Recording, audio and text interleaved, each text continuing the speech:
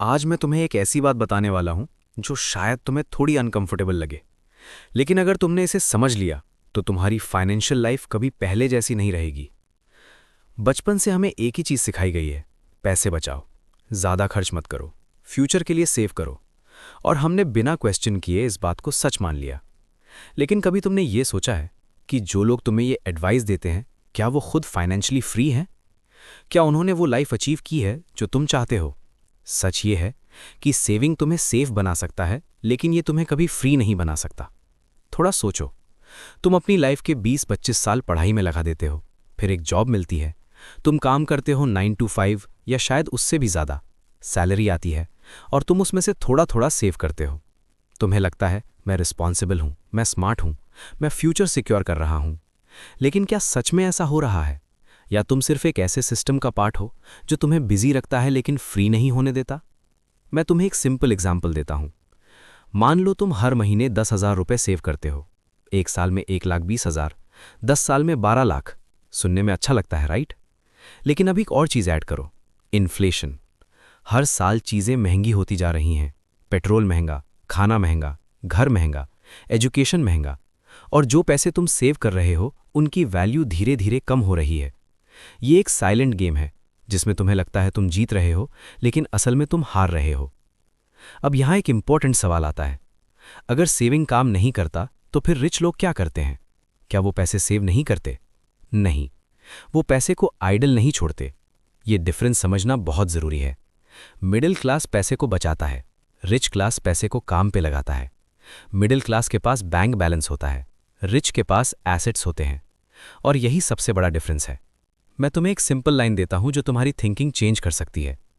Saving is about protection, investing is about growth. Saving तुम्हें गिरने से बचाता है, लेकिन इन्वेस्टिंग तुम्हें आगे बढ़ाता है। अब तुम खुद डिसाइड करो, तुम्हें सिर्फ गिरने से बचना है या लाइफ में आगे बढ़ना है। अब मैं यहां एक बात क्लियर करना चाहता हूं। जब मैं कहता हूं नेवर सेव मनी, इसका मतलब यह बिल्कुल नहीं है कि तुम पैसे उड़ा दो या इररिस्पॉन्सिबल हो जाओ। इसका मतलब है पैसे को बेकार मत बिठा के रखो।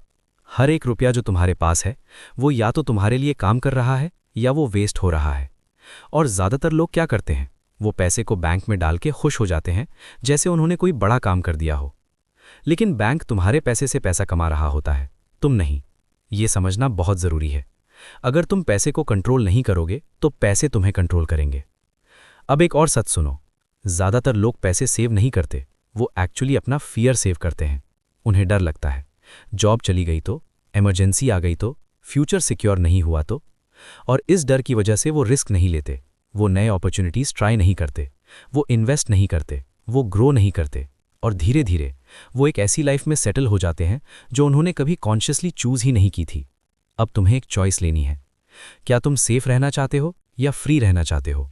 क्योंकि दोनों एक साथ नहीं मिलते। सेफ लाइफ का मतलब है predictable life, limited growth, limited freedom.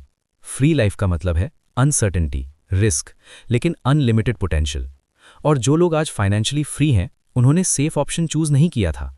उन्होंने अपने पैसे को काम पे लगाया, उन्होंने एसेट्स बनाए, उन्होंने सिस्टम्स क्रिएट किए, उन्होंने अपने लिए ऐसे सोर्सेज बनाए जो उनके बिना भी पैसा जनरेट करते हैं।